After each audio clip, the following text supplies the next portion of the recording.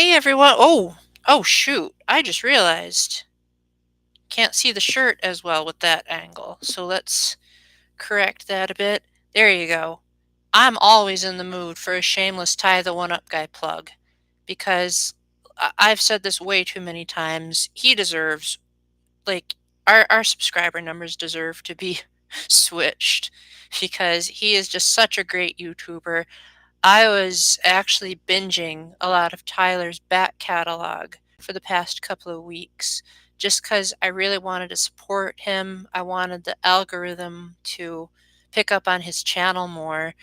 And so I hope he notices. He probably won't, but um, yeah, I really hope you guys will follow him. But anyway, I figure he would want me to at least be myself a little bit on my own live stream. So welcome in. I don't think anyone's here yet, but if anyone's watching this beforehand, uh, not much has changed since the last time we did a live stream, but Nintendo did announce that for Mario Day, they're bringing over the original Mario vs. Donkey Kong, which I had a feeling they would probably do, but there was also this tiny part of me that was like, why bother making the Switch remake? But they have released some of their old versions of their remakes. Like they put out Super Mario 3D All Stars and then proceeded to put Super Mario 64 on Nintendo Classics. So that's an example where they said, well, some of you may want the "So long, Bowser" line in there, which 3D All Stars didn't have. So sometimes there's a benefit to the old stuff coming in. Um, for those of you that are new here, my live streams are literally just me, nothing fancy, but I like to engage with every single one of you, and you guys are usually really great. Like, I don't think I've had a bad, well, besides that one where someone only said sup, that one was pretty bad. But besides that one, I don't think I've had a bad live stream since that one where I had to get a moderator because someone kept coming in and posting spam messages. But I just, I like hearing what you guys have to say, and it gives me a chance to tell stories that I otherwise think would be hard to make interesting if I were to just make it a regular video. That was um that was the problem I had when I first started this channel is I made the mistake of thinking, well, I've done public speeches in the past, and people really liked my public speeches when I did them. I got a 99% approval rating on my second ever public speech. And I thought, well, that success will just carry on over to YouTube, and it very much did not.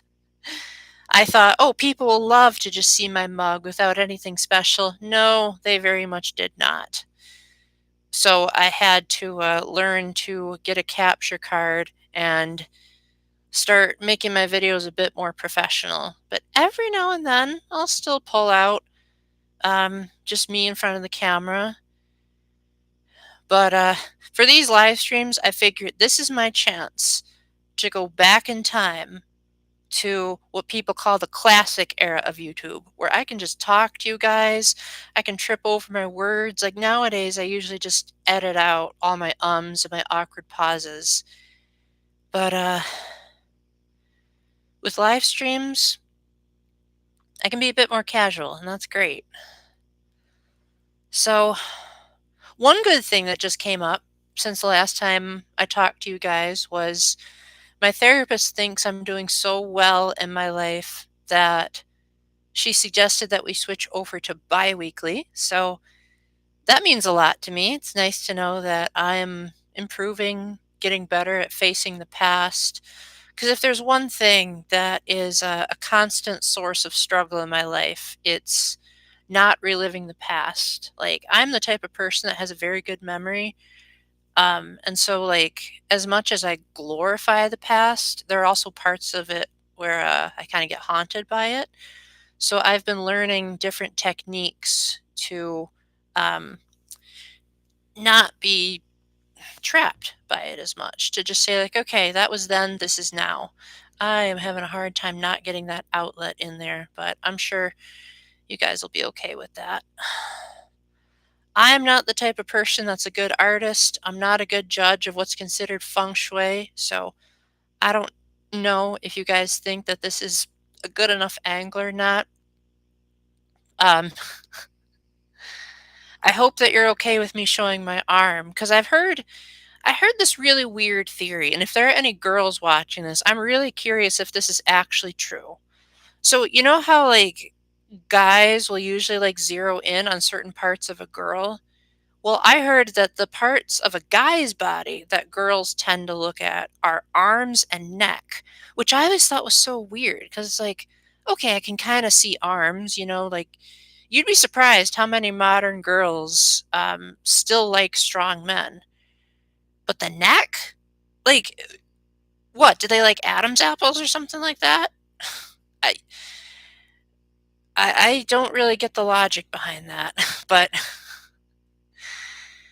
thankfully, I am the type of person that does not have very stereotypical arms. Although, I think they've gotten a little bit bigger since I started this channel because I have been working out quite a lot. Not as much as like a bodybuilder, but I do go to the gym on a regular basis and I have been doing some arm workouts. Again, taking it slow. I tried lifting up 15-pound dumbbells at the gym and that was a mistake. So I'm sticking to the 5 pounds for now, and we'll get to 10 pounds eventually. I'm thinking this might have been a mistake to start this live stream so early because I thought, well, okay, if I said, oh, hey, I'll schedule it ahead of time, then maybe more people can come. But then I thought to myself, okay, well, let's say I scheduled it at something closer to like 5 or 6. Because that's when you guys showed up the last time and it was such a big success. Um, but I didn't want to get in the way of I didn't want to get in the way of like everyone upstairs. So I'm trying, guys. YouTube is a learning process. Live streaming is a learning process. And I just got to figure out what works the best for the most people, including myself, and go from there. Then again, I also just realized turning political correctness into an Emperor Palpatine meme. Maybe that's what's scaring people. In that case, who am I kidding? I don't apologize in the slightest if that's the case, because I'm the type of person that believes in always telling the truth. Now, sure, you can express the truth delicately, because, some people have fragile feelings, and that's okay. Well, I don't get my feelings hurt very often, but when I do get them hurt, people usually don't notice, which I find is bizarre. Like, I think it's because I tend to have like two default states of outward emotions. Like, inwardly, I'm a wreck. Like, I'm constantly feeling stuff. But outwardly, I think I'm the type of guy where I'm either like really, really enthusiastic and happy about something, or I'm this, which is like my more neutral setting. And I think, like, for those of you that know Myers-Briggs, I think the INFJs in particular are completely thrown off by that because they're usually really good at reading people. And when I'm around, they're just like, why can I not get a good read on this guy's emotions? But I think I've gotten better at being able to, like, express myself fully. Well, I shouldn't say fully. There are things I haven't even told Isabel, but I would say that I'm, for the most part, at the point where I I have realized who my trusted friends are, and I have realized that there's scientific benefits in sharing at least a little bit. So again, it's all a process, all learning. Take it one step at a time. That's what my mom always said. She said, Paul, try not to plan too hard for the future. You just got to take life one day at a time because today is all we have because the future doesn't exist. The past already happened. So literally, all we have is the present. I'm not sure I fully agree with that because if it weren't for the past, I wouldn't have learned from the past. But I will agree with her that the future, oof, the future is practically non-existent to me. I don't know how the intuitive types do it. I think about like things from a preservation standpoint. Like if I go to the gym every week, I can be fairly certain that I'll go next week. But in terms of like the far out future, like you guys were suggesting at the last live stream that one day I would get 1,000 viewers on this stream, which I can't help but wonder if you guys were just saying that to be nice. Oh, hey Matthew, glad you could come in. You got the cardboard Virtual Boy set. I'm glad that was only $25 because if you had had to pay $100 for that Virtual Boy replica, I would have felt so sorry for you. But welcome in, Matthew. Any good news on your end? I was just kind of talking for the sake of talking before you came in, so you didn't really miss much. I am really excited. I know you're going to ask, so I'll beat you to it. I am really excited for Mario vs. Donkey Kong coming to Nintendo Classics. I really liked the remake. It was number 8 on my best games of 2024. But the one thing that really bothered me about the remake is even though they were gracious enough to keep Charles Martinet in, they didn't include all of his lines from the original. Like, he said quite a lot in the original version that they just completely gutted. And if I had to guess why, I think it's because they were afraid that Mario was a bit too mean in that game, and they wanted Mario to come across as more like Mickey Mouse. And I'd like to say I think Charles Martinet might have been a contributing factor in that, just because you know the legendary story of his audition. He walked in there and he was late, and the guy was like, "All right, Charles, I guess I'll let you in." And so Charles stepped into the booth and he said, "All right, what do I got to do?" And the guy said, "All right, you're playing an Italian plumber from Brooklyn named Mario, and you're going to have these things strapped to your face, and you're going to be talking to people, including kids, for all day. So pick a voice that you like and stick to it." And so Charles started thinking, well, I'm fresh off of this other show that I did where I did an Italian accent. And kids like to think about food. So I will do this. And then Charles just said, "Hello, I'm a Mario. Let's make a pizza pie together. You go get some sausage. I'll go get some spaghetti. We put the spaghetti and the sausage in the pizza. And then you go get the pizza. And then I chase you up the hill. And if I catch you with the pizza, then you got to eat the pizza." And then he started running out of pastas. So then he started making stuff up. And then eventually he said, "Then we're going to make a resto di tagliatelle. It's a great pasta. I chased you with the resto di tagliatelle. And if I catch you with the resto di tagliatelle..." I'm getting tongue twisted. I don't know how he did it. I didn't finish, though? What didn't I finish? I didn't finish Charles's story? I did finish the remake, and I liked it. You'll have to clarify that, Matthew. But yeah, well, I don't know why I was telling Charles. Oh, that's why. Because Charles's easygoing nature, I think, shaped how Nintendo saw Mario. And that's why they started thinking we want to make Mario more like Mickey Mouse. Because I think you might know that in the old days, Mario was kind of a mean guy. Like, he tried to electrocute Donkey Kong's son in Donkey Kong Jr. Oh, no, I did finish that. I just didn't want to spoil it. But, well, I guess that's not that big of a deal. I mean, it's not a story-driven game. At least you didn't tell everyone what the final level was. If you had said that, that's where I would have put my foot down and said, okay, I do want people to be a little bit surprised. But yes, I did get that far in the remake. And I thought that was really nice. But the rest of the game, Mario was quite a meanie to Donkey Kong. And I think that's what Nintendo was trying to avoid is, like, in the remake, the most Mario does is he's like, "Stop! Come back!" Whereas, like, in the original, he says, "No, you don't! No, you don't! What you doing? What's going on here? Oh, ya mamma mia!" Or something like that. And I guess, like, maybe they thought it was too much of an Italian stereotype. Like, you know, Italians are the ones that get angry. I don't know. I was a dishwasher at my first job. And there was, because I worked as so I was a dishwasher, and there was a culinary class, and the culinary class was what gave us the dishes. And one of the chefs, they always called him the angry Italian, because if his class messed up, he would start hollering. And there was one day where he told us to pick up the pace in this really aggressive voice, and I was just so stressed out.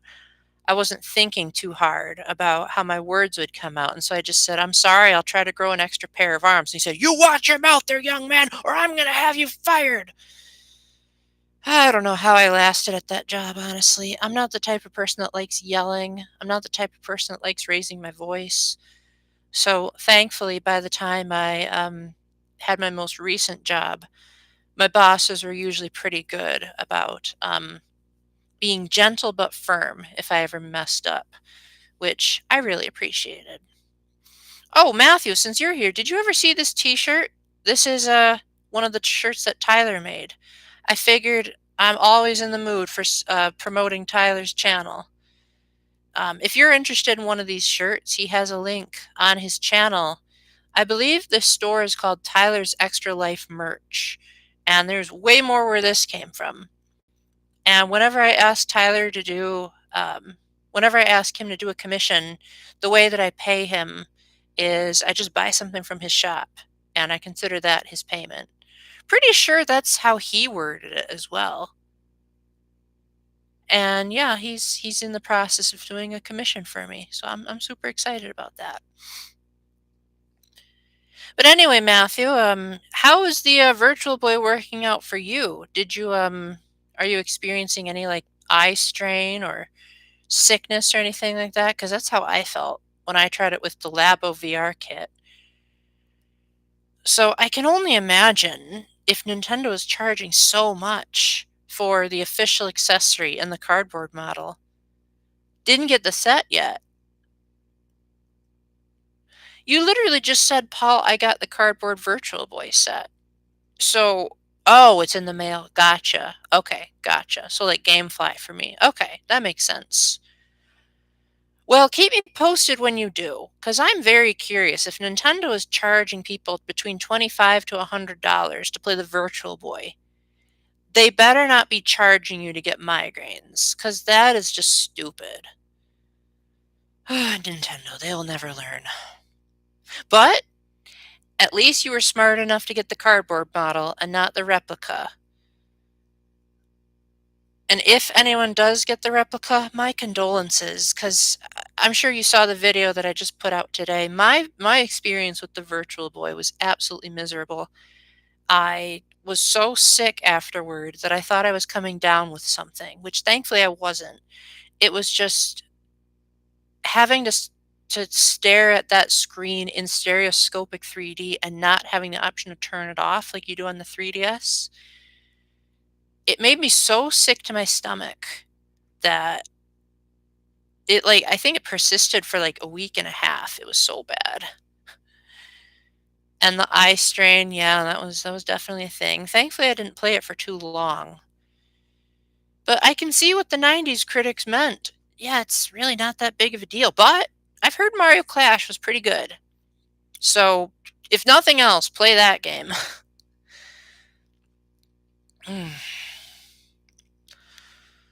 But yeah, I think if Nintendo were to ever update Nintendo Classics so that the Virtual Boy was able to be played just normally or on the TV, then I think I might be willing to give it a try again, but at present, I just don't have the interest. I'm honestly surprised I haven't taken a sip of water yet. You'd think I would have been a lot thirstier. Maybe I'm getting used to you guys. Maybe that's what's going on.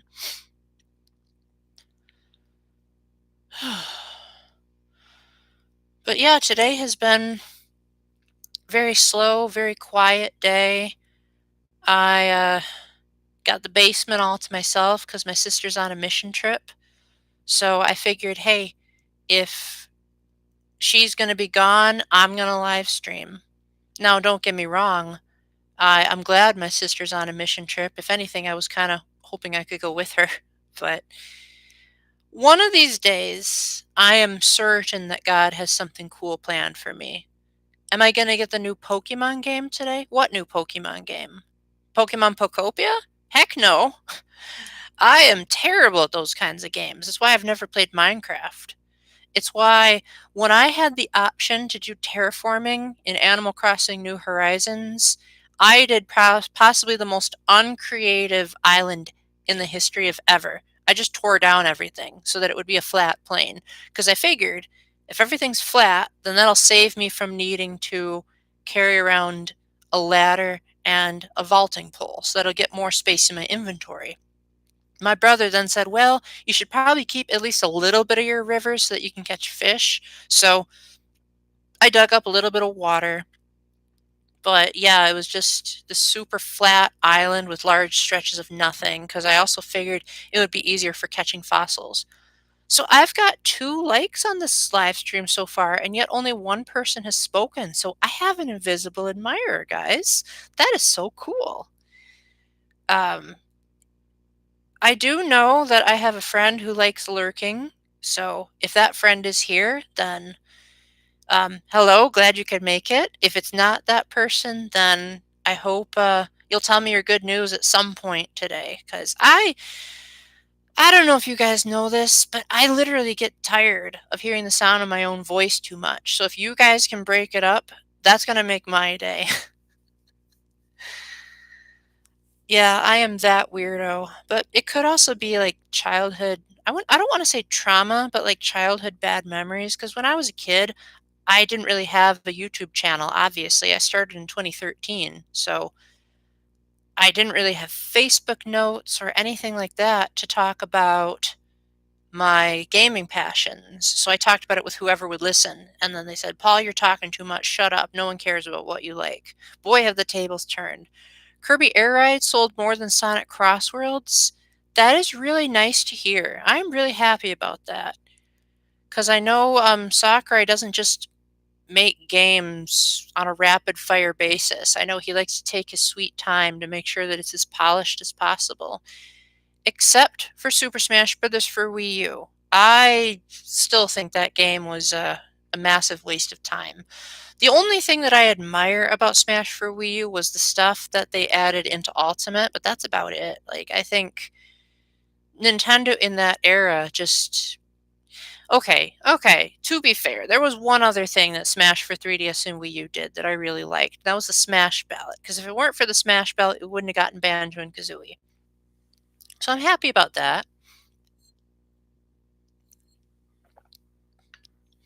But yeah, like whenever people mention Super Smash Bros. For 3DS and Wii U, I get this kind of offended feeling. Not literally, not literally. I just couldn't think of the word for it, but this feeling of, oh, these games feel like they're only doing it because they figure people want a Smash Brothers game. Either that or the Wii U was doing terribly and the 3DS was doing well, and they needed something to bolster the Wii U and something to keep them going in case people didn't get the Wii U. And that's why they didn't even give it a proper title. They just called it Super Smash Bros. For 3DS and Wii U. Ay, ay, ay. Nintendo back in the 3DS and Wii U era were something else.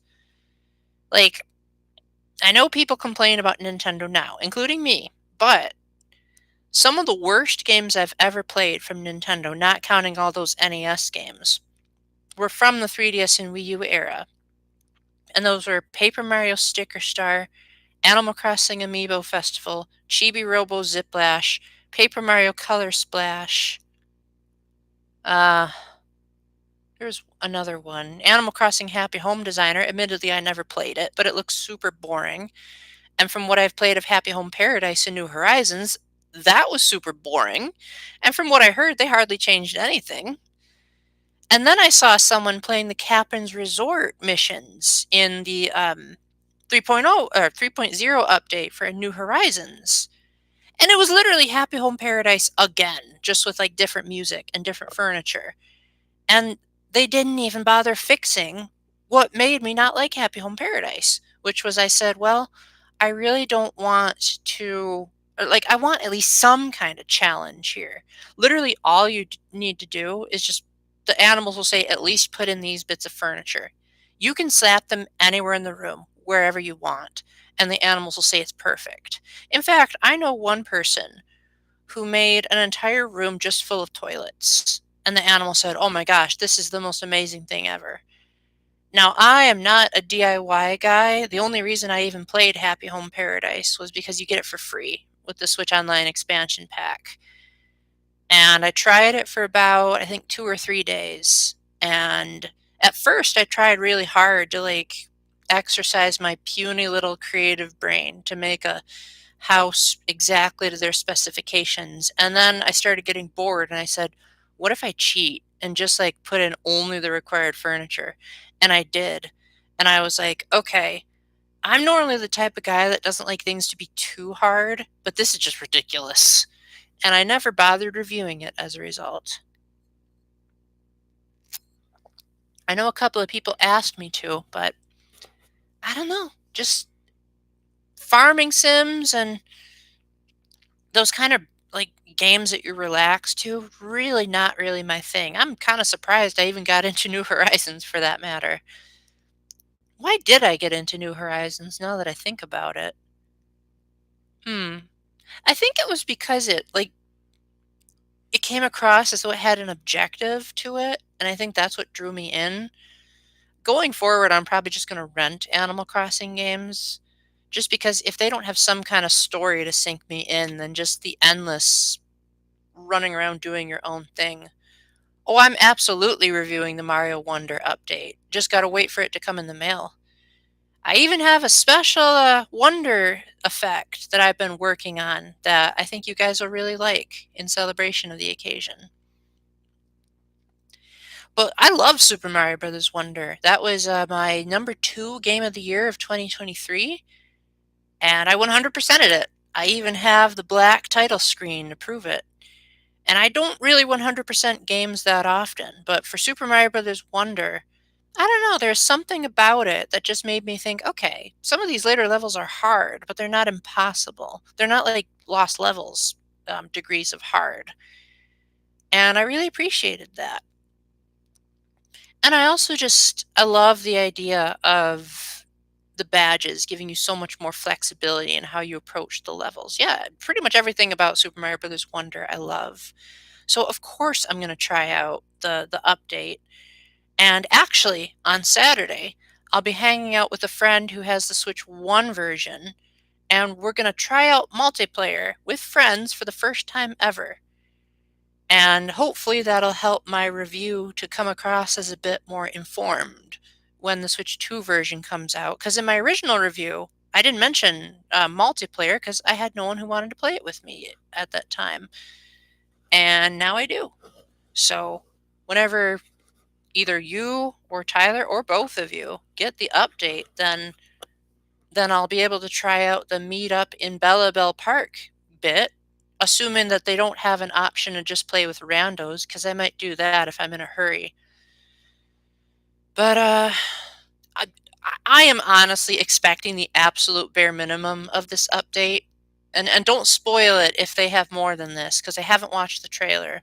YouTube has already told me way more than I ever wanted to know, but the bare minimum that I'm expecting from Mario Wonder on the Switch 2 is more Wonder effects. That's it. That's all I want. More Wonder effects.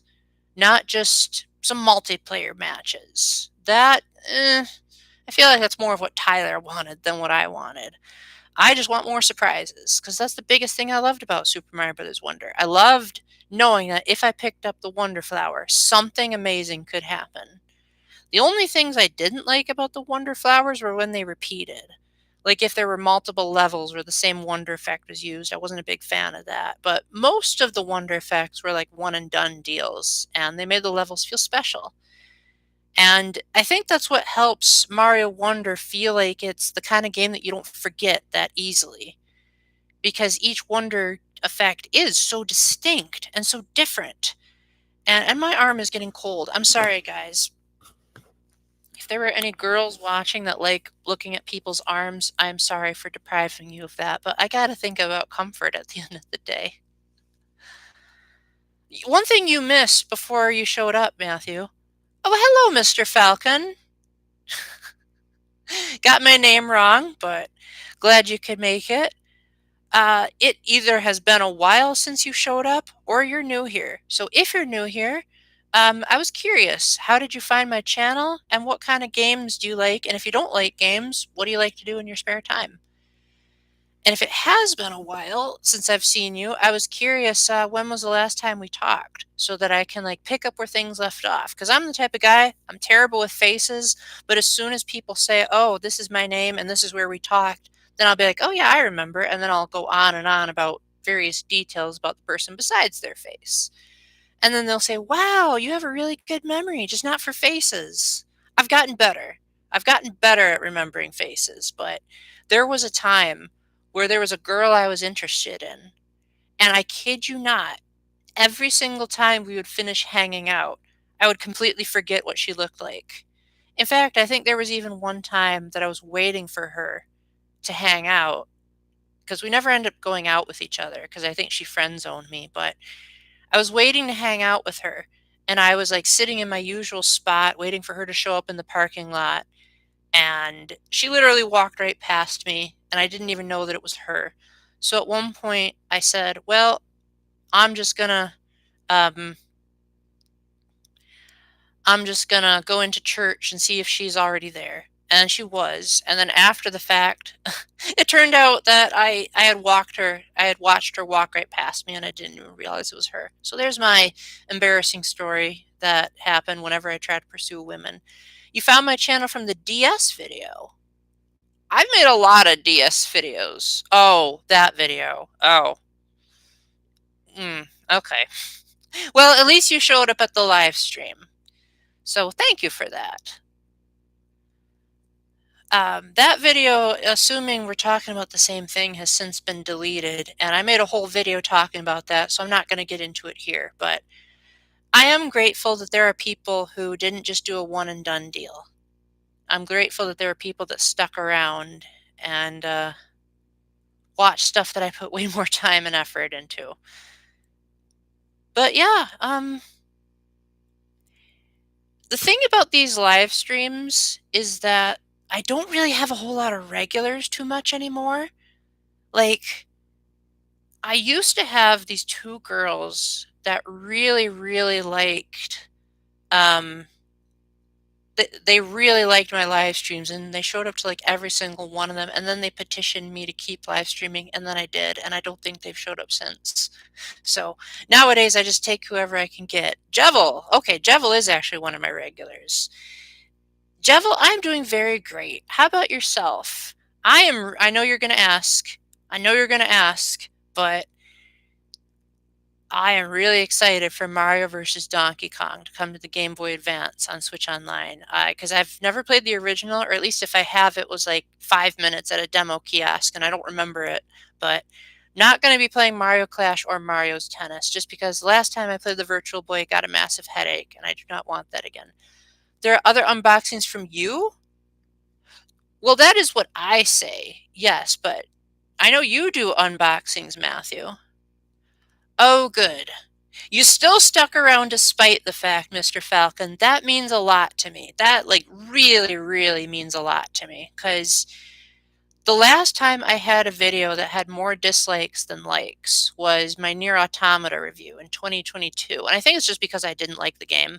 And people, you know how the internet is. You disagree with their opinion, and then they dislike the video, as opposed to looking at the craftsmanship of the video. And it looked like the video that I posted where I said I deleted the meme video was going to go that way. But then enough people liked it so that it does have more likes than dislikes. So yes, I can still say that I have not had a video that was dislike bombed since 2022. And I'm very grateful for that. Well, I think the chat is finally catching up with the like counter. So that's very good. You're not going to get the Virtual Boy? Honestly, I don't blame you, Jevil. It's probably going to really cause a lot of problems. Just play VR on your Quest? Yeah? I played the Oculus Rift when I went to go visit Isabel, because she has a VR headset, and it was phenomenal. I remember feeling like It was like being back on the Labo VR kit, but in like really high quality. And the tech demos on that thing were spectacular. In fact, I'm even debating getting one for myself. Once my sister moves out and I have the basement is like my personal like place where I go, I plan on getting a VR headset because apparently you can do like chatting in VR. And Esabel has always said like, "Hey Paul, if you ever get a VR headset, then we can like chat in virtual space." And I just said, "Oh heck yeah. I just got to have the room and the time for it." And once I get that, then I'm probably going to do it because I've been saving up a lot of money ever since Esabel stepped down. And you could call it saving for a rainy day. Did I know Lent is 40 days? Yes, I did. And the reason why it's 40 days is because if you were to count Ash Wednesday all the way up to Spy Wednesday, that's actually more than 40 days. The only days that are counted during Lent are the weekdays and the Saturdays because Sundays are considered mini Easters. So you are allowed to abstain, or sorry, you're allowed to do what you gave up. And then the Easter Triduum is its own season. So that's why the last day of Lent is Spy Wednesday, which is the Wednesday before Easter. Then the next day is Holy Thursday, which is not part of Lent. And then Good Friday, then Holy Saturday, and then finally Easter Sunday. Nintendo doesn't know how to do good VR. I don't know. I have a Labo VR set, and I loved it. It made me sick to my stomach when I played the minecart level in Captain Toad, but I loved it in Smash. Breath of the Wild was abysmal. Mario Odyssey was pretty good though, but yeah, they just didn't take good advantage of it. The image quality for VR Labo, I would say, is pretty low. Like you can tell that it's definitely like probably like the Wii levels of grainy. But at the same time, the tech demos that they used on that VR set are like because it comes with a game and the game tells you how to build it, and then they have like all these tech demos where you can like play these mini games. One mini game is even letting you see the opening of Mario's tennis where the tennis ball comes at you. And I really liked them. Like there was one where you were a baseball player and you were trying to catch a baseball and the depth perception was really nice. Then there was another one where you were like in a playroom and you were trying to like throw things around the room, and that felt really great. Um, the fact that yours truly, made a VR kit still amazes me to this day because I'm sure you know I've never played Minecraft, have no interest in Pokemon Pokopia. I am one of the world's worst artists. Like if you've seen my review of Century of Anticipation, which that game's free by the way, so you have no excuse except hard drive space for not picking it up. That game's art style is about how good my drawing skills are. During 360 era they had a Kinect. I actually never played the Kinect. It seems like it'd be pretty cool, but I've heard it's actually not as good as it sounds. I've heard that quite a lot of people don't like the Kinect, and that like there were a few games that like tried to take advantage of the Kinect and they all stunk. I heard the Sonic Free Riders game that they tried to use the Kinect with was an absolute disaster. But credit where credit is due, I'm pretty sure that was the debut of Roger Craig Smith as Sonic. And I think that's also when Kirk Thornton took over the role as Shadow.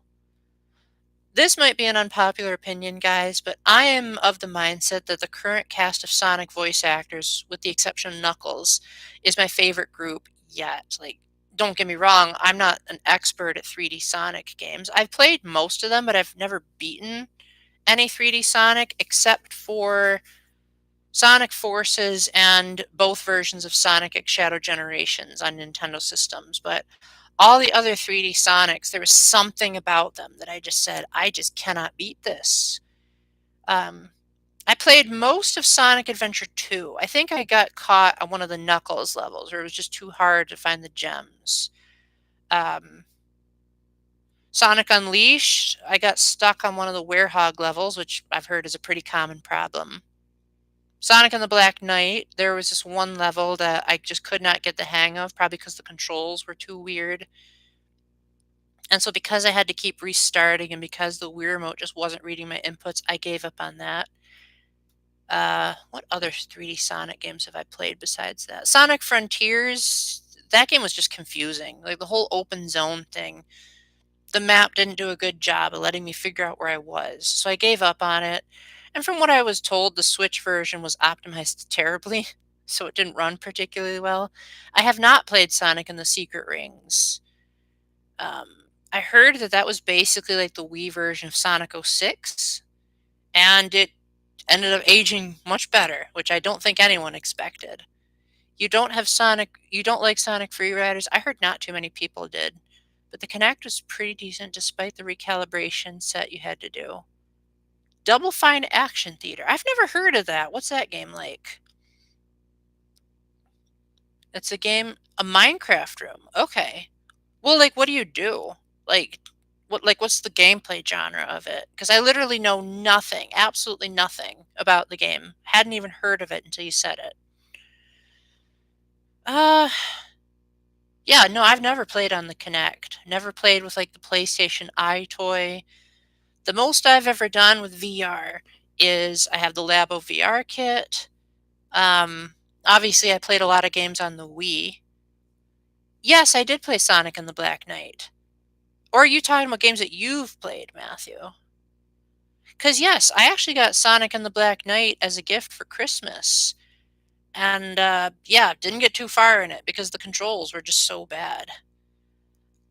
Now, to be fair, if a lot of these older 3D Sonic games ever do get ported to modern systems, I will give them a try again. Because I remember when I played Sonic Unleashed, I remember thinking if this game was only the daytime stages, I would think it was a masterpiece. But the Werehog just ruined the whole thing. But the cinematics were amazing. I remember at the time I really liked the music. And I thought the graphics were pretty good for a Wii game. And from what I heard, the Wii version was actually better than the PS3 and Xbox 360 versions, which again, you don't usually expect that to happen. But, I had some fond memories of Sonic Adventure 2 when I did play it. Like, I remember City Escape was just so much fun. And then when they put that in Sonic Generations, I did play the original Sonic Generations because my brother had an Xbox 360. And I got to, I think it was, and I don't want to spoil anything, so I'll just say there was a level inspired by Sonic 06 that I got to. And at that point, I gave up, and I don't remember why. I think it was just because I wanted to beat it on a Nintendo system. But I do remember I loved City Escape so much that even on the 360, I got an S rank on both versions of it.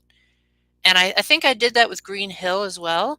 And then once Sonic X Shadow Generations came to the Switch, I told myself I was going to try to get an S rank on every level. And I did, with one exception, and that was, I'm trying to remember what it was. It was one of the ones based on Sonic Colors, which I hated with a passion. I've told myself I'm never going to replay the game fully again because I hated the missions and I hated that Sonic Colors level. But I did get an S rank on every other level, so I feel proud of myself for that. And I'm not even, like I said, not even the biggest 3D Sonic fan. Probably would be if they ever tightened up those controls, though. Oh, that's right. I did play Sonic R, but that's more of a 3D Sonic racing game than a 3D Sonic game. I tried playing Sonic Riders, but I couldn't get used to the controls. Sonic the Fighters I played a little bit of, but I kind of just pressed buttons and hoped for the best.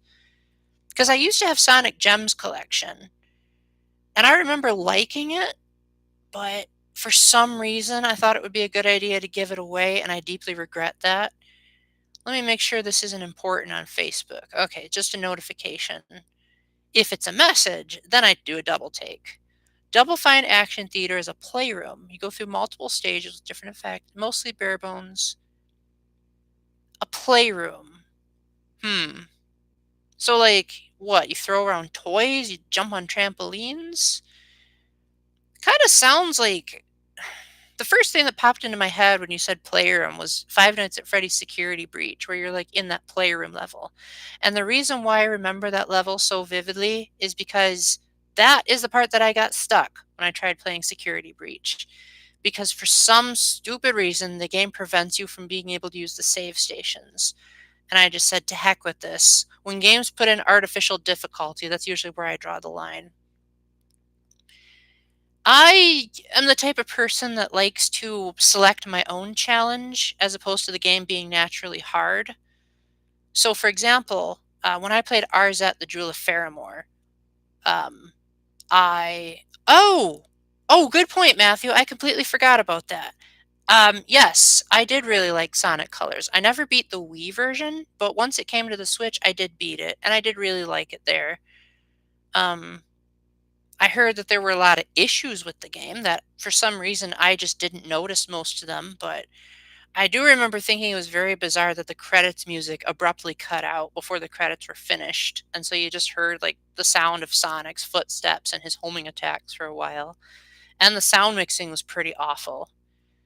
But I do remember thinking it was a really fun time, and I personally really liked the jokes. I know a lot of people were like, "Oh, that's just stupid Saturday morning cartoon humor, Paul," but maybe I just haven't watched that much Saturday morning cartoons. Like I said, I'm the type of guy that gets into stuff late, except for the Switch 2. I got the Switch 2 the day it came out. And okay, let's see how many of you are longtime fans of this channel. I'm going to ask a trivia question. And unfortunately, I don't know how to give out a prize. If I could, I would. Um, who here remembers the first game that I played the day that the Switch 2 came out? Maybe I didn't say that in a video, but I think I said it on a live stream. And I laughed at myself because I said, of all the games I could have played first on a Switch 2, why did I play that one? I'll give you a hint, just in case none of you know the answer. Jevil, you in particular would be very pleased with what that game was. There you go. It's probably unfair that I gave it to Jevil, but think about that for a bit. Why do you think I gave it to Jevil and not the rest of you guys? That's all I'm going to say, but I hope you guys know what I'm talking about. And if I don't, I'm going to feel like an idiot. Playroom and there is no progress, just random, relaxing fun. Oh, like Wii Music.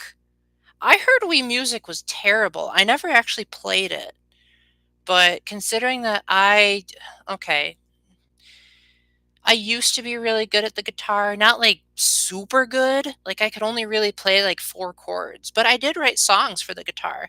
And my very first song that I wrote, people really, really liked it. Like they liked it so much, they started playing it at praise and worship. And I felt super honored by that. But I haven't touched the guitar in probably like 13, 14 years, maybe, something like that. No, it wasn't Super Smash Bros. Ultimate. Well, if you don't know Jevil, then the rest of these guys aren't going to know. It was Deltarune, chapters 3 through 4. Because Deltarune came out a day early on Switch 1, and I was impatient. So I just said, well, I already have the Switch 1 version for the other 2 chapters, so I'm just going to play it now. But then I didn't finish it in time because I was so stuck on that stupid Zelda parody. So the very first day the Switch 2 came out, I was playing Deltarune instead of stuff like Switch 2 Welcome Tour and Mario Kart World. I think it was like the day after that I played those games. I did set up the Switch 2 on day 1 though, so at least I can say that. And it was an involved process because I didn't realize that I had to use the cables that came with the Switch 2. I just thought I could just reuse everything that I had with the Switch 1, and that was a big mistake because for a while I couldn't play that 4K mini game in Switch 2 Welcome Tour. And now I can. And I 100%ed it. Not Welcome Tour, I 100%ed the mini game. And basically what it is it lets you play all of the first level of Super Mario Brothers on one screen. It is super duper tiny. And unless you have a really good prescription, good luck playing that game. But not worth it. Totally not worth it. Like the physics are pretty much exactly the same as the original game. And yeah, it wasn't great. Billy, am I pronouncing that right? Yes, it is. Well, thank you for saying hi and bye, Billy. Glad I could have you come. Hope you can stay longer next time. Danganronpa 2x2. Yes, I agree, Jevil. I do think summer would be the most appropriate just because, again, the game takes place on a tropical island. So why wouldn't it be in the summertime? But I get it. This is game release or game development. You don't want to rush them. You want to make sure they're making a quality product. I will say, though, I do plan on showing the first investigation and the first class trial in my review. So if you guys are annoyed by that, I'm sorry. But when I was making my review of When Goodbye Despair came to the Switch 1, I was having a lot of computer troubles and my editor just completely ruined the footage. And so I had to go like pixel by pixel. And it was so annoying that I just said, I am not editing that class trial again. I'm going to do the new one this time. Who's the VA for Sophis? Cassandra Lee Morris. I don't know who voiced her in Japanese, but I know in English it was Cassandra Lee Morris, who you might know for voicing Morgana in Persona 5. Even funnier, she voices both Morgana and Sothis in Super Smash Bros. Ultimate. Now, I haven't paid too much attention to the Fortune's Weave trailer just because I didn't want to be spoiled, but I'm pretty sure that was Cassandra Lee Morris reprising her role in there. And I think I heard Matt Mercer as well, which Matt Mercer got his start in Fire Emblem by playing Chrom in Fire Emblem Awakening. And I thought he did phenomenal in that game. And I don't think there's ever been a character he's voiced in Fire Emblem that I didn't like. Because he also came back in both Engage and Fire Emblem Fates and Fire Emblem Warriors. And I liked him in all three of them. I mean, I like Matt Mercer in pretty much any game he's in. Like he's just such a legendary voice actor. Just like Miyamoto say, a delay. Yes. Oh, I agree. No, I get what you're saying. Yeah. The irony, though, is that there's a lot of games that Nintendo themselves worked on that they rushed. That goes against what Miyamoto said, like Super Mario Sunshine, The Wind Waker, Majora's Mask. Now, don't get me wrong, I love Majora's Mask, but I can definitely see how maybe if it was a bit more polished and they had more time to work on it, it probably could have been better. But at the same time, that was the idea behind the 3DS remake. And the 3DS remake, I've been told by like pretty much everyone that they hated it, that they said it ruined Majora's Mask, that the changes that these guys thought would make the game feel less rushed actually ruined the experience for a lot of people. Now, when I first played Majora's Mask 3D, I loved it. In fact, I loved it so much it was my very first review on this channel.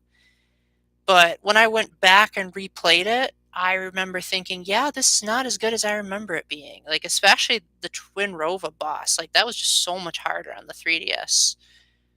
But I did like the graphics, and I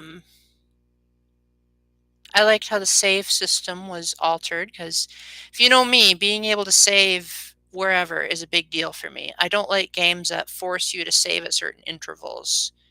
That's why I get really mad whenever I play Persona, because those games are really picky about where the save points go. You know, Super Mario Sunshine still looks really good to this day. Like, I'm honestly surprised they got it looking as good as it did.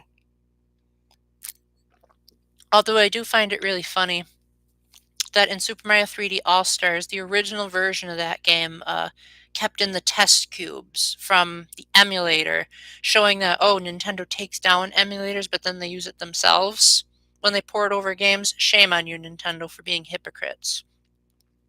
Pretty sure that was one of the catalysts for me changing my YouTube name, was just hearing how Nintendo handled 3D All-Stars. Was not only was it a super bare bones collection, but they also like delisted it after only 6 months. And I just said, yeah, I'm not going to call myself a Nintendo nerd thanks to them. I'm just going to call myself a gaming nerd. I'll keep reviewing games on Nintendo systems because I've mentioned in the past why I don't play the other systems. They're not as convenient and they don't have as much first-party support. That's the main reason. Like, I've got an Xbox One right there. I could be playing it right now, but I don't want to. There's no good games on it. Besides, what good games are on the Xbox? There's the Banjo games, but I already have those. on Switch Online, and they're probably better because they have save states. And besides, you can't play the Xbox on the go, and the Switch you can. The Xbox doesn't have like Mario or Zelda or Fire Emblem. What other IPs are there? I know Professor Layton was developed or was published by Nintendo for a while, but I'm pretty sure that partnership has expired. Oh, I would agree, Jevil. Pokemon Sword and Shield looked terrible. Like, I would even go so far as to say the original Paper Mario on Nintendo 64 looks better than Pokemon Sword and Shield. Like, if you've, I don't want to spoil it, but there's a level late in Paper Mario that I would say has some very impressive lighting for the time that it came out, and it just makes Sword and Shield look like a joke. That whole game is a joke, but its looks are one of the biggest reasons why it's a joke. For those of you that are newer to this channel, I'm not much of a Pokemon fan, never have been. There was a time when I really wanted to be a Pokemon fan, but I just couldn't get into it. The gameplay was too frustrating. And then hearing that Game Freak was just like putting the absolute bare minimum of effort into it just did not do it for me. Yeah, no, I agree. Yeah, Sword and Shield look like they could have easily run on the GameCube. Which is why I am actually, Paggle's going to think that I'm crazy for this.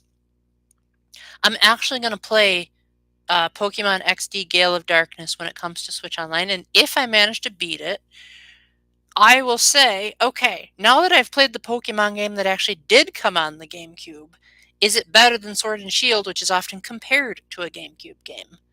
And from what I've seen from the trailer, it looks like Gale of Darkness might actually look better than Sword and Shield, which is embarrassing. But yeah, I always wanted to play Gale of Darkness, and I don't know why, because I didn't really read much about it. I just remember, like, I thought Shadow Lugia looked cool, and I thought, like, it looked way more high-tech than any of the handheld games, but I never got around to it for some reason. That's the thing about the GameCube for me, is I got the GameCube pretty late into its lifespan, I would say, and so, like, it was pretty hit or miss which games I played on it. Because back then, I was a real skeptic about what games I would buy and what games I would hold on to. Because I used to just buy whatever looked cool and then, like, turn it back into GameStop afterward. But nowadays, if I have an opportunity to rent, I'll take it. And I had heard of GameFly before. I just, for some reason, never. I think the reason why I never took advantage of GameFly when I first heard about it is because I had the mindset of, if something is advertised, then it must be stupid, because advertisements are taking away from my time enjoying this product. And when I read Nintendo Power, I was always like, just get to the game reviews. Stop putting in all these advertisements all over the place. And Gamefly was that advertisement that appeared in like every single Nintendo Power issue. And I just said, shut up, shut up. I just want to read my magazine. And then over time, I started to realize that advertisements are how people make money. And so then I said, well, I want to play Nintendo's games without paying their outrageous prices. And so that's what got me started with Gamefly. And I have been using it ever since 2018, and I've been loving it. Well, there have been parts of it I don't like, but I would much rather stick to Gamefly than what I was doing in the past. You liked Gale of Darkness, Jevil? That's cool. GBA Pokemon games. Battle Revolution did have pretty good animations, I would say. I never played Poke Park, but I heard that was pretty good. Yeah, that's what my sister-in-law tells me all the time. She said, Paul, because you never grew up with Pokemon, you're probably like, you're one of those too old to care types of generations. Because I have a friend who plays violin, and he said that the reason he's so good at violin is because he learned when he was a child. And he has always said, like, if you ever try to learn violin as an adult, you're in big trouble because it's all about muscle memory. And that's what a lot of people have said to me about Pokemon, is they say, like, when you first see it on like the Game Boy and the Game Boy Advance, these technical limitations don't seem like technical limitations because at the time they were doing the best they could. But people who are used to more modern games and, other RPGs that have come out on those same systems that make Pokemon look like a joke, it's hard for them to get into Pokemon because they're like, these are so primitive. How the heck am I supposed to play these without all the modern conveniences that I'm used to? I'm not too good at knowing which generation is which. The only reason I know what Gen 1 is that I figure, okay, those were the first Pokemon games, which are Pokemon Blue, Red, and Green. Yeah, yeah, you could have a Game Boy Color filter. Yes, I did know the GBA was more powerful than a Game Boy Color. Um, but yeah, like the first RPG I ever played on the Game Boy Advance was Fire Emblem. Or no, it was Fire Emblem: The Sacred Stones. Or no, wait, I think it was Golden Sun actually. And then I didn't like Golden Sun. And then my brother played Path of Radiance, and I loved it so much that I said I got to see what I was missing. And then I played Sacred Stones, and I really loved it. And then I tried playing the first Fire Emblem, and for some reason, I just couldn't get back into it. And then many, many years later, I said, what was my problem? Let's see what I was missing. And then I ended up loving it so much that I would say, in the grand scheme of Fire Emblem games, it's probably like, let's see, what would I rate my Fire Emblem games? Probably Path of Radiance would be number one. Then it's a toss-up between Three Houses and Radiant Dawn. Uh-oh. I think I just lagged a bit. Oh, it's because of my Avast stuff that makes everything lag. I should be back now. My feedback on my screen is looking good. But anyway, so Path of Radiance is number one. Then either Three Houses or Radiant Dawn. Again, it depends on my mood. Then it would be probably Fire Emblem. The original on Game Boy Advance. So that would be number four. And then number five would be probably Sacred Stones, then Awakening. Three Hopes was pretty good, but that was more of a spin-off. So yeah.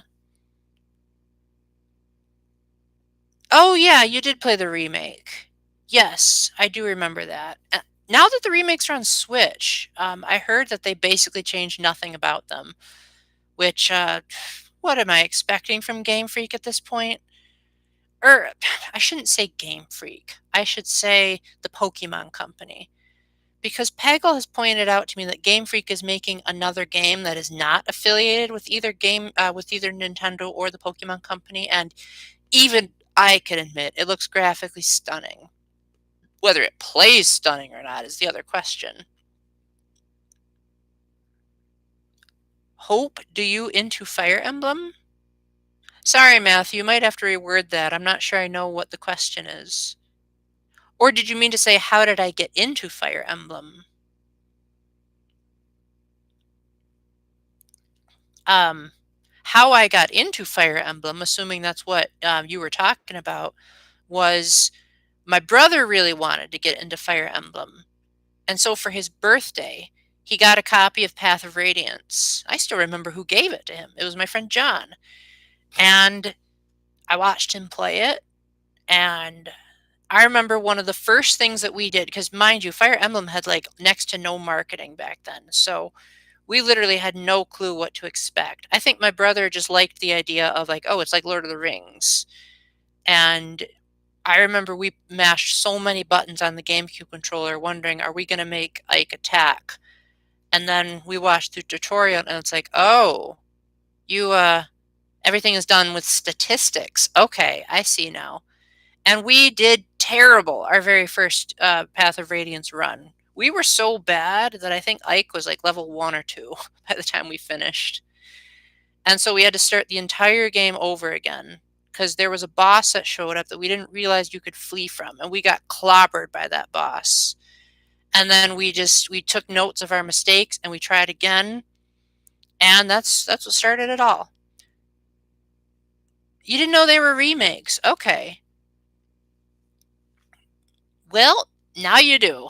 And now you can appreciate that back then that was when Game Freak actually tried with their Pokemon games. But yeah, for the longest time, I played Fire Emblem games out of order. Um, I know a friend of mine whose first Fire Emblem game was Radiant Dawn, which to this day I'm kind of amazed he beat that game, because the consensus for Radiant Dawn among most Fire Emblem fans is that it's a very hard game, and it's like the Western equivalent of Genealogy: The Holy War or Thracia 776. I personally 100% agree with those criticisms, but on the other hand, my brother and I were working together when we first played Radiant Dawn, and so like I really liked the tactics that he used in that game. And then once we knew when certain characters were coming, we were able to plan ahead. And that's why when my friend Nick got into it, me and my other friend, because we had played Radiant Dawn so many times, we were like, now, wait, wait, wait. You probably don't want to upgrade this character because he's going to disappear all the way until part 4. And he's like, how was I supposed to know that? And I'm like, yeah, that's just something you pick up on repeat playthroughs. So he literally had us like commenting almost every single move he made, because we knew like, okay, in the next chapter, you're going to be back to your underpowered army. But oh my gosh, do I still love Radiant Dawn so much. It has one of the best stories I've ever experienced in gaming. I'm pretty sure the only stories in gaming that I like better than Radiant Dawn are Zero Escape, probably also Master Detective Archives Raincoat. That had a pretty good story. Jeff, I think you would like Master Detective Archives because it was made by the creator of Danganronpa, and it feels like a Danganronpa spiritual successor. Even, well, 100 Line Last Defense Academy also is like a Danganronpa successor, but what makes that game stand out is that Kotaro Uchikoshi also worked on it, and he was the guy that made the Zero Escape games. So it was a collaboration between the Zero Escape and the Danganronpa divisions of Spike Chunsoft. Hello, Karen, you. Glad you could make it. Sorry, I couldn't stream at the usual time, Karen, you. I how do I word this? I wanted to make sure that by the time stream ended I wasn't bothering anyone, and so I figured if I started at 4, that would that would make everyone happy. But I don't hear anything coming from upstairs, so I guess I was wrong. But glad you could make it. Any good news since the last time we talked? Honestly, Karen, you haven't missed a whole lot. I promoted Ty the One Up Guy's channel a little bit.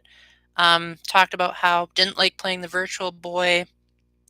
I am gonna play Gale of Darkness when it comes Switch Online. Super excited for Mario vs. Donkey Kong, and I told everyone how I got into Fire Emblem. That's about it. How about this, Paul? Beat the game you have? Yes. Yes, I would love it if you could play either Master Detective Archives or 100 Line. They're both like in their own series, so it doesn't really matter which one you play first, but Master Detective Archives was only worked on by the Danganronpa guy, whereas 100 Line was the Danganronpa and Zero Escape guys working together. So you'll have more of like elements of both in 100 Line. And the developer has even gone so far as to say he wants 100 Line to have DLC that lasts like 10 years. And the game already has 100 endings as it is. So, like, this guy is insane. Just chilling. Hey, you know what? I'm chilling so much I have a blanket here. I was originally just going to have my arm leaning out on this armrest, but I was getting too cold. So, you can't see it, but I have a blanket on underneath my arm. They are pretty long games. Like, so the way 100 Line works, without getting into too many spoilers, is that yes, the game has 100 endings, but the first ending that you get is predetermined, and after you get the first ending, then something shows up that gives you the option to get the other 99. But the game doesn't make it abundantly clear which ending is like the true definitive, like this is the ending you're supposed to get. But I pieced together which ending I thought was the true ending, and in order to get that ending, it took me approximately 3 months. So, and that was before the game updated. Oh, a long catalog of games to finish. Gotcha, gotcha. Okay, that makes sense. But yeah, like 100 Line came out, I think it was like in April or May, one of the two, because it was before the Switch 2 came out. And I got what I consider the true ending around, I think it was like June. It was definitely after the Switch 2 came out that I finally got the true ending. Thankfully, they've updated the game since then where you can like speed up the animations and skip more of the repetitious battles, but when I first played it, it was an absolute slog. And that's why it wasn't on my best games of 2025 video, because not only was it just a very slow and repetitive game, but there was one particular ending. I won't spoil it. I'll just say the name of it. It's called the Cult of Takumi. That was so bad that I thought that I had secretly bought a hentai game. And I just said, oh, absolutely not. The only reason I continued through to the end was that I thought I needed it to get the true ending, and I didn't. And I felt disgusted by the end of it. And so I just urge you, if you guys can find a spoiler-free walkthrough, look up Cult of Takumi and how to get that ending, and just don't do it, because it literally adds nothing to the overall story. Because you know how Uchikoshi's games are. You you like learn something in different endings that you don't learn in another one, and you piece it all together to figure out like what is the ultimate story that's being told here. Karen, I don't think I ever asked you, like, do you play a whole lot of games that are like from Spike Chunsoft? Like, have you played Danganronpa, or Zero Escape, or Master Detective Archives, or any of those games? Because me and Jevel, that's literally how we met. Was he was a big fan of Zero Escape, and we were watching a mutual friend of ours play Zero Escape together, and that's how he became one of my subscribers. You haven't? I would say if you're going to play any of those games, you have to have a very, very, very, very strong stomach, because they are like M rated for just about everything. But um, I personally really love those games mainly because they make me feel like a detective. Because I love detective games. I wanted to be a detective growing up when I was a kid. That never happened, but I've been able to live out that fantasy through stuff like Ace Attorney. And actually, there haven't been a whole lot of Ace Attorney clones. But whenever there are some, I always love them. A pretty strong stomach? That's good. Glad to hear it. Oh, good, good. Well, in my personal opinion, of those games from like that company, Zero Escape is my personal favorite. I would say played the three of them in alphabetical order. That's the order they were released, and just the order that makes the most sense, honestly. Then I would say after that, probably no, then Danganronpa, then Master Detective. Oh, I forgot about Somnium Files. Good catch, Jevel. Um, yeah, Somnium Files, I would say, is also really good. Like Nirvana Initiative was my game of the year of 2022. And then No Sleep for Kaname Date ruined everything. But the escape rooms are fun. You haven't resumed? Oh, Jevel, I'm so sad. That game has such a cool ending. Like, you can tell Uchikoshi worked on it, is all I'm going to say. Because it feels very much like the kind of thing he would do. But yeah, like the first Somnium Files had its problems. But I suffered through to the end, and I'm glad that I did, because the ending was so worth it. And then Nirvana Initiative fixed like literally every single problem I had with the first game. And it had like one of the most phenomenal post games I've ever seen in my life.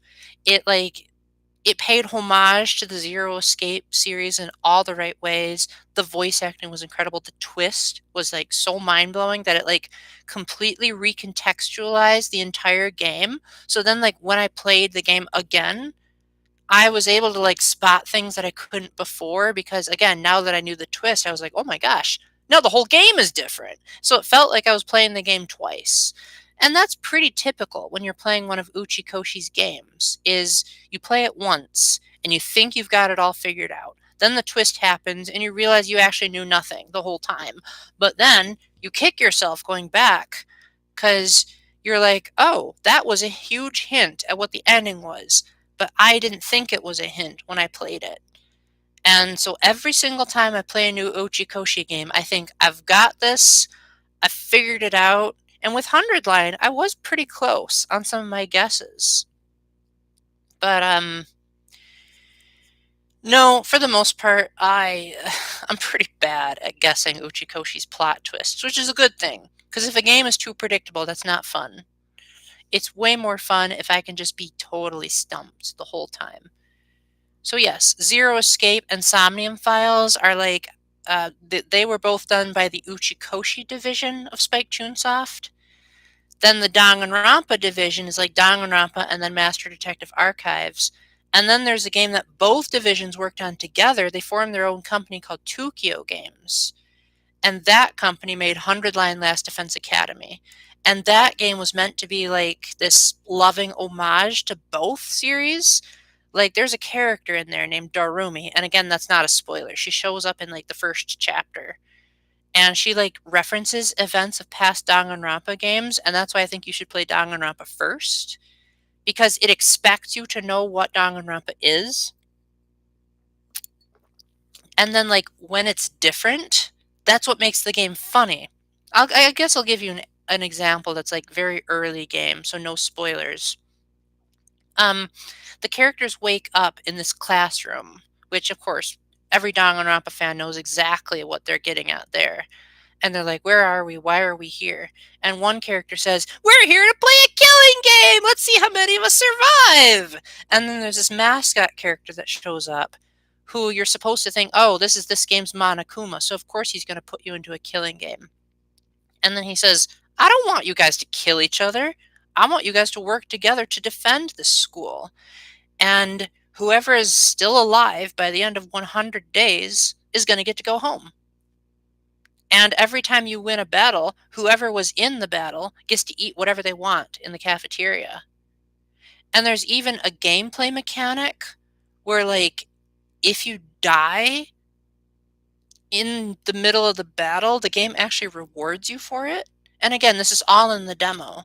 So you learn this in like chapter 2, which the game I think has like 100 chapters. So again, not really much in the grand scheme of things. But like, I'm not going to spoil the lore reason, but let's just say that um, if a character dies in battle, that like gives you certain perks. And like if you die by doing a special attack, that gives you even more perks. And so the idea is that you want some of your characters to die, but not all of them. And that's the best way that you win battles. And it's such a genius mechanic. And they said that they were inspired by Fire Emblem when they were making it, which of course, I'm a diehard Fire Emblem fan. I'm probably the world's biggest Fire Emblem fan for that matter. So of course I'm going to be happy about that. I've been talking too much, guys. I'm sorry. I need to ask you guys some more questions. All right.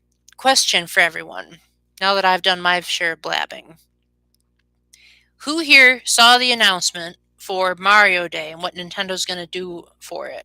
And are you excited for the 3 games that they announced? And if you haven't seen it, what would you like Nintendo to do for Mario Day? Or even better, if you can't think of what to answer for that, what do you want to do for Mario Day? Are you going to do something special for Mario Day? I know for me, I know what I'm going to be doing. I'm going to be playing Mario versus Donkey Kong because that's coming to GBA, Switch Online, or Nintendo Classics is what they call it now. And I liked the remake quite a lot. I didn't like the mini Mario sections, but I liked everything else about the remake. And so I'm really looking forward to seeing the original because, like I said, Mario talked quite a lot more in the original. And I love Charles Martinet. I got to meet him in 2023. I don't know if I told you that, Car and you, but yeah, he's such an amazing guy. Like he was so exuberant the whole time. And mind you, this was in 2023. This was the year that supposedly he retired. He did not strike me as the kind of guy who was retired. And in fact, Charles has clarified he never did retire.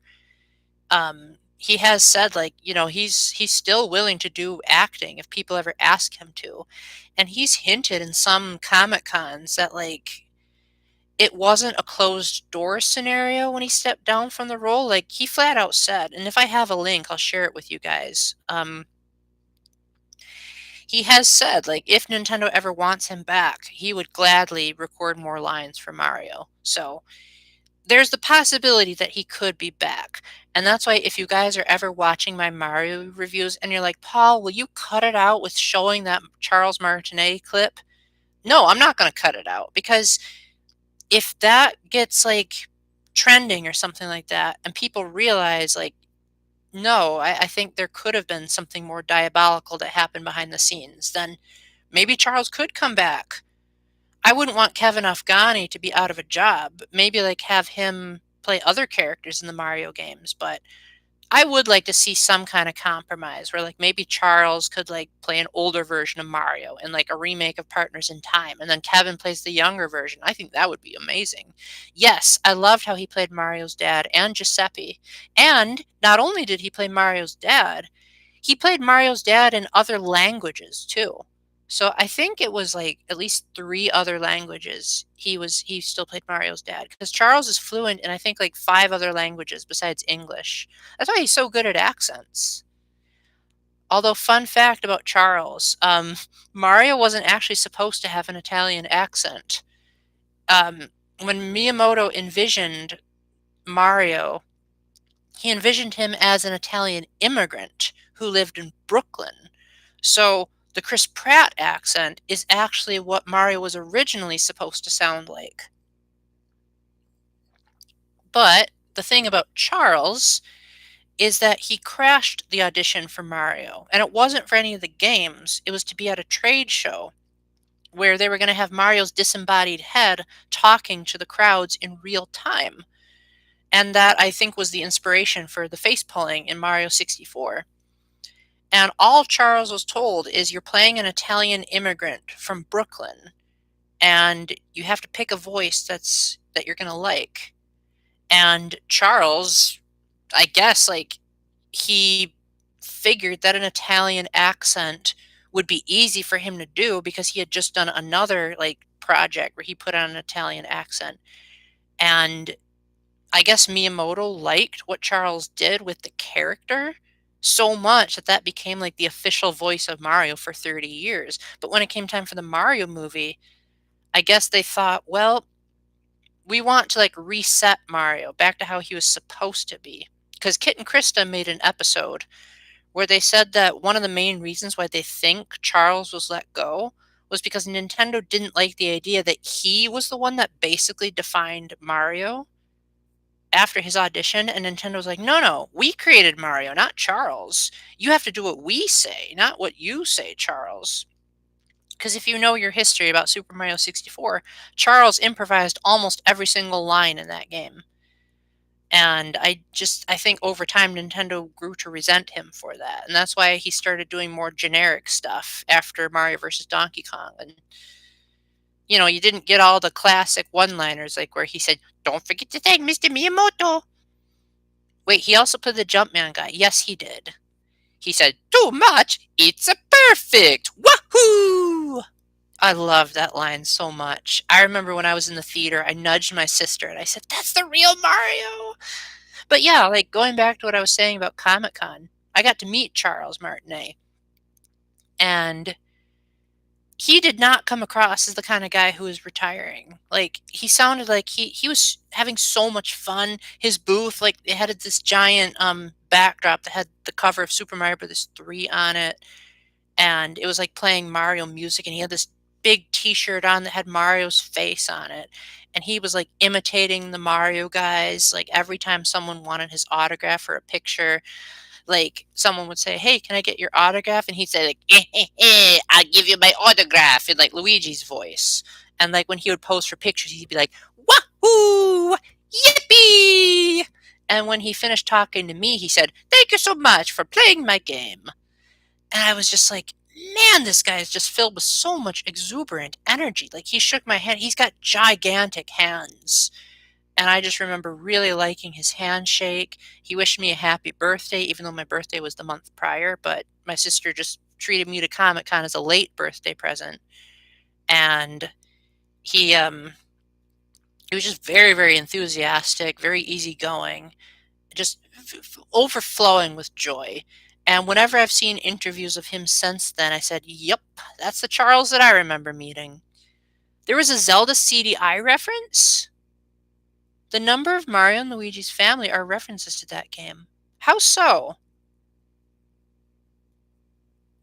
If you're talking about Uncle Tony, he actually was in an official Nintendo comic. Not only that, but Nintendo themselves actually provided the designs to Illumination. So you get Nintendo's official approval of what Mario's family members looked like. Bet you didn't know that. But CDI references, I do remember one person making a gag video showing like CDI references in Breath of the Wild, which I think you guys should watch. It's actually pretty convincing. Like there's quite a lot of stuff in there that's like I don't know. Maybe Nintendo did call out those old games.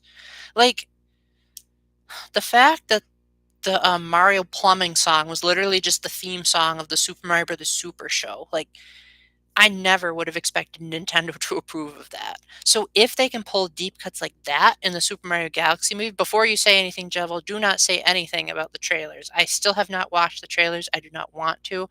I want to go in knowing nothing.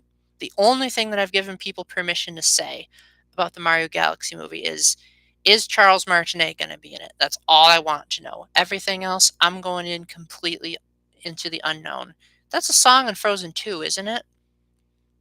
I think I scared off some people with my Mario impression. I'm sorry, guys. Either that or YouTube is just, their statistics are not cool. But yeah, I loved meeting Charles Martinet. If you guys have a chance to meet him, I think you should absolutely take it up. I think you should like do whatever you can to get there. Because Charles loves traveling. And I'm pretty sure that's why he took the Mario ambassador role is because Nintendo said, if you step down from doing the games, we'll give you more opportunities to travel. And I think that's what was going through his head. Even though I think deep down, I think one of the biggest reasons why he stopped voicing Mario in the games was because of the way they treated him with the Mario movie. I think he was pretty upset that he didn't get to play Mario. And again, let me put this into perspective. This is Charles Martinet we're talking about. He's this exuberant, larger than life kind of guy that is always talking about how happy he is about like everything he loves. He's always talking about like I love this and I love this and you should have more happiness and you should have more joy. And like every Mario game he's ever worked on, he's always gushing about how much fun he had during it.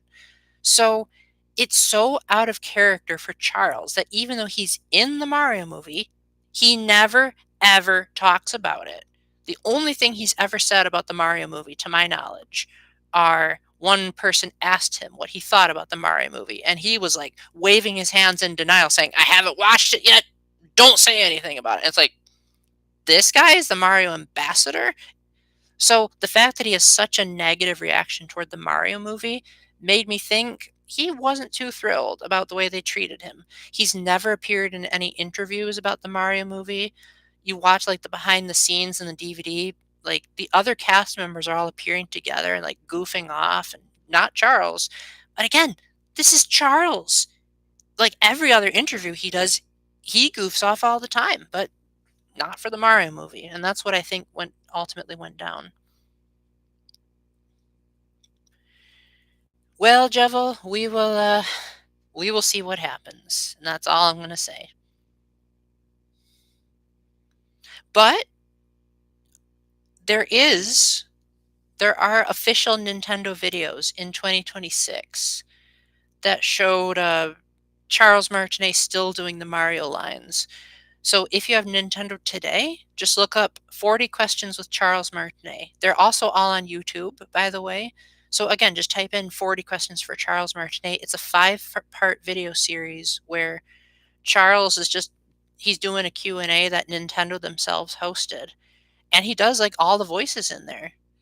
Um, in fact, those are actually like the first couple of questions are just do a Mario voice, do a Luigi voice, and he even does the babies.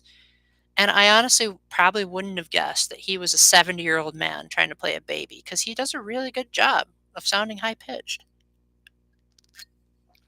And he even imitates Mario even when it wouldn't make sense. Like there's one Oh, excuse me for a minute. Nope, just live streaming. You want me to wrap it up? Oh, I can wrap it up. That's fine. All right, guys, I gotta run. So unfortunately, I don't have time to ask you all the questions that I usually do. But if there's anything else you want to say, you can leave it in the comments of this video once it just becomes a replay on my channel. So thank you, Jevil, Billy, Karinu, Mr. Falcon, and Matthew for all showing up. I hope you all have a wonderful day, and until the next time, remember to keep the faith, stay epic, and God bless. Bye.